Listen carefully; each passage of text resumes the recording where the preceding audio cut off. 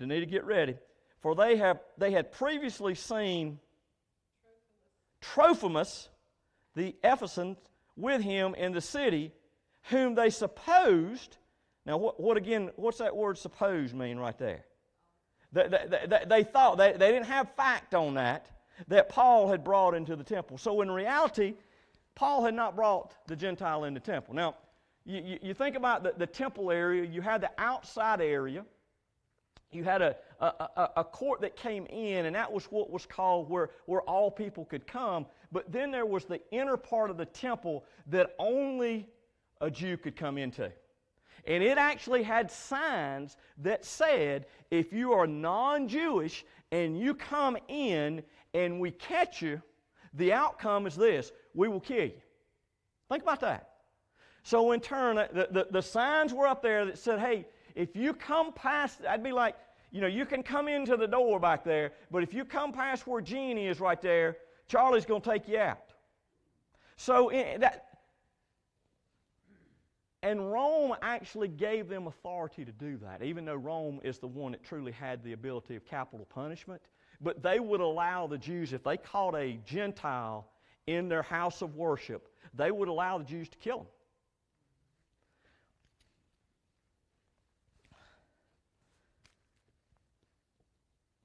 And all the city was disturbed. And the people ran together, seized Paul, and dragged him out of the temple. And immediately the doors were shut.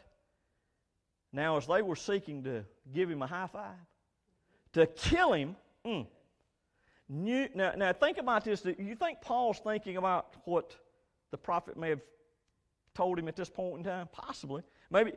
News came to the commander of the garrison that all Jerusalem was in an uproar. Now, that's the Roman garrison. He immediately took soldiers and centurions, ran down to them, and when they saw the commander and the soldiers, they stopped beating Paul. So they're beating on Paul.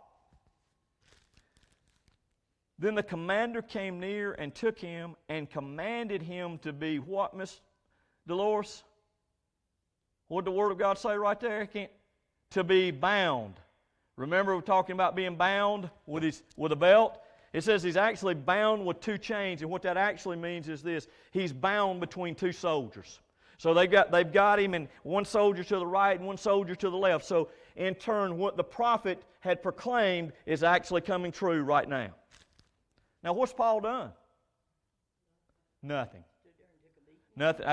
So he's taking a beating. And now again, remember that a lot of times we kind of think of Paul maybe being this, good-sized fellow or whatever, but most scholars believe that Paul was a very short man, and at this point in time probably had either some curvature to his back or had some his health was not that good, so physically he was not the greatest shape, and he's taking a beating. And he asked who was that, what he had done.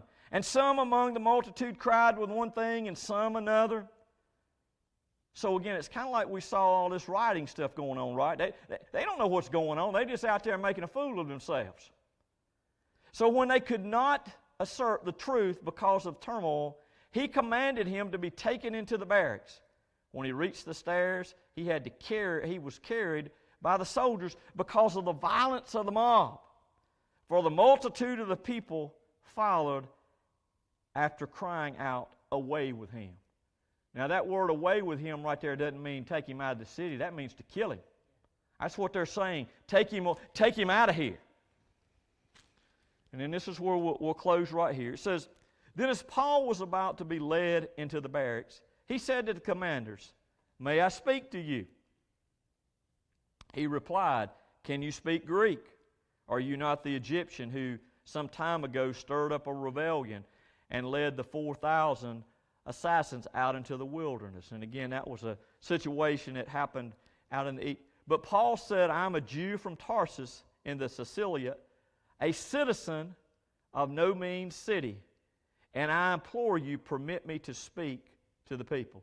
So when Paul begins to speak to him, he speaks to him in Greek. So what does that show to the Roman commander here?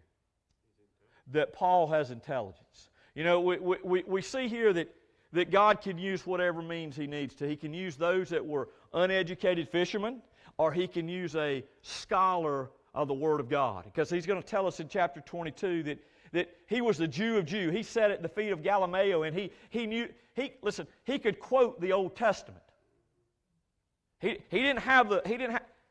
could quote the books in the Old Testament. So he says, now think about this. If those people wanted to kill you, would your desire be to speak to them? Well, what was Paul's mission?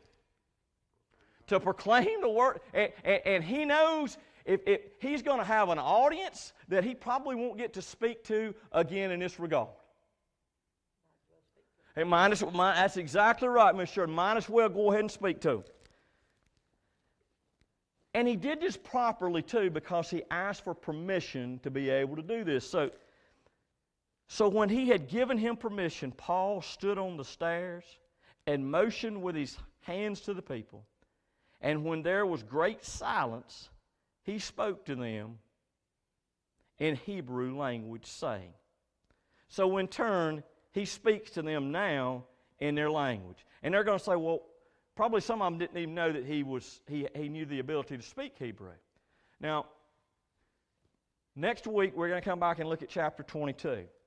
What do you think Paul's, if you had one opportunity to speak to a group of people, and you could speak on whatever you wanted to speak on, what would you share? Well, that's what he's going to do. He's going to see this as an opportunity, and then he's going to say one word. And when he says that one word, the crowd turns against him, and they want to do what they initially wanted to do to him. What do you think that word is? Well, it's actually here, it's Gentile, because they hated the Gentiles. But I'm going to go ahead and give you a preference for next week. Today, that word isn't Gentile, that word is Jesus. And when we declare the Word is God and it is Jesus, and Jesus is the only way, that's when the hatred comes. So again, this is a preference to what would ultimately come to our day and age. Okay? Questions, comments about chapter 21? Like I say, we're going to finish up the book of Romans and the book of Acts, and then we're going to get into the letters that Paul wrote to the different churches.